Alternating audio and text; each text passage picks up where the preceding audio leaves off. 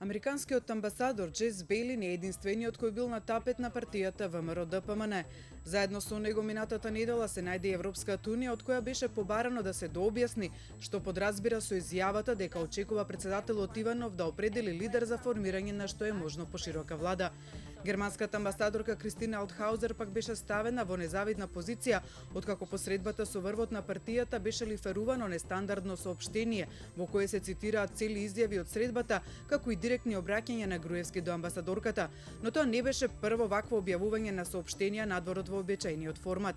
Такви соопштенија партијата објави и посредбите кои ги имаше по изборите со амбасадорите на САД и Европската унија и на Норвешка, при што дури во едното од нив беше наведено: во последните 2 години во Република Македонија имаше сериозно мешање на одредени представници на меѓународната заедница во внатрешните работи на земјата и внатре политичките и меѓупартиски работи. На обвинувањата на партијата за ставовите на Бели, Стејт департментот јасно стави на знаење дека целосно го поддржува својот амбасадор која представува американската политика и од таа останува непроменета. Но ваквото конфронтирање и праќање предупредување од партијата кон западните амбасадори во Македонија е последно во низата. Од стартот на политичката криза пред повеќе од 2 години речникот на партијата и незините приврзаници се заоструваше.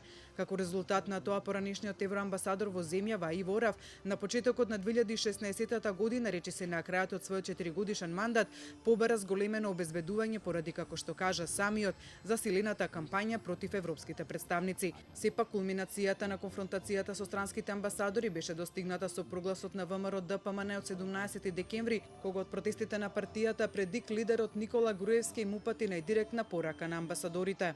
Некои амбасадори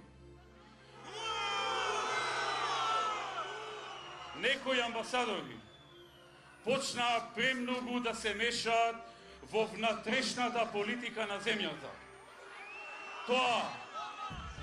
Тоа мора да запре. Остануваме отворени за комуникација со сите амбасадори и представници на други држави, но некои амбасадори кои почнаа премногу да се мешаат во нашата внатрешна политика мора да престанат да го прават тоа.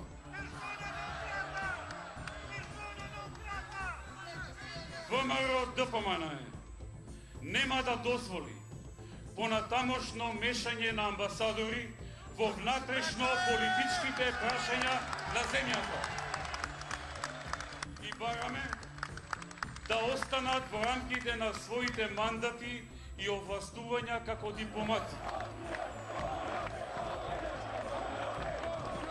По говорот на Груевски на социјалните мрежи се појавија фотографии со некролози на амбасадорите на Европската унија, САД, Германија, Франција, Велика Британија и Италија, поранешниот посредник Аути и европратеникот Ховид. По бурните реакции на меѓународната заедница, партијата сепак реагираше со соопштение, осудувајќи го ваквиот акт како целосно неприфатлив и недозволен кој во иднина мора да запре, иако фотографиите од интернет не беа тргнати. Иако прогласот на ВМРО-ДПМН беше најостро и најдиректно, не беше и прво обраќање на Груевски до амбасадорите. Во ноември, во говорот на Собирот на Унијата на жени на ВМРО-ДПМН, тој исме амбасадори, но и министри за надворешни работи од земјите членки на НАТО и Европската унија за нивните реакции на случувањата во Македонија. Спротивно пак на ова предупредување за мешање во внатрешните работи на земјата, пак досега нема добиено рускиот амбасадор во Македонија Олег Шчербак, како ни Москва. Дека постојат двојни аршини за партијата на власт за тоа што е мешање во внатрешните работи, а што не е, покажува и реакцијата на партијата на соопштението од официјална Москва за Македонија од минатата недела, во кое таа најотворено се става на страна на актуелната власт со обвинувања за Западот. Под псевдодемократски слогани продолжува длабокото надворешно влијание врз политичките сили во земјава, со цел да расчисти со македонските политичари, што не му се омилени, и покрај јасно изразената волја на граѓаните на изборите во полза на коалицијата за подобра Македонија, на чело со Никола Груевски и ДУИ на Али Ахмети. Соопштението од Москва во 2015 година, кога таа за прв пат се огласи за политичките случувања во земјава, тогаш во период од неколку месеци Москва лиферуваше неколку соопштенија и изјави за незини представници со директно обвинување до западните држави дека и помагаат на опозицијата во земјава да извршат преврат. Реакција немаше.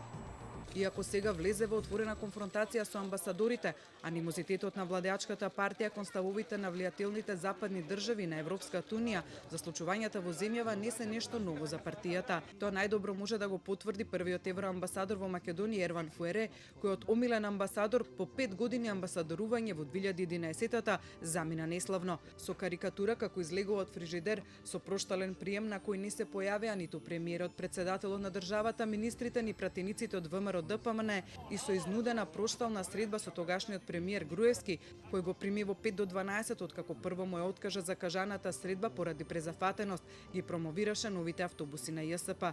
Гревот на Фуере беа критиките упатени на сметка на власта дека не се спроведуваат реформите неопходни за пристапување во Европската унија. Инаку Македонија досега само еднаш прогласила странски амбасадор за персона нон грата и тоа во кризната 2001 година и тогаш на власт беше ВМРО ДПМН на начело со Љупчо Георгиевски.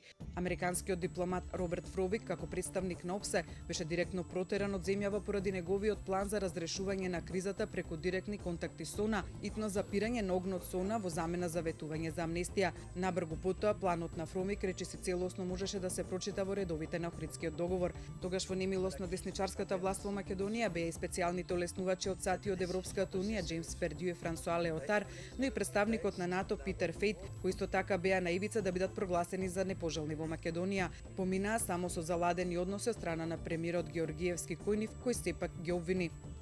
Колку што е брутален нивниот текст, уште побрутален, каубојски и загрижувачки е нивниот стил, со кој се обидуваат да ги скршат државните институции, за да се прифати она што тие го замислиле како нова иднина на земјава. Можеме да ја искажеме само нашата загриженост за методологијата со која работат така наречените западни демократи. Точно е дека работите се поставени ултимативно. Слично на контекстот во кој сега актуелната власт преточена низ партиски настап им се обраќа на западните амбасадори кога не се допаѓа нивното мислење.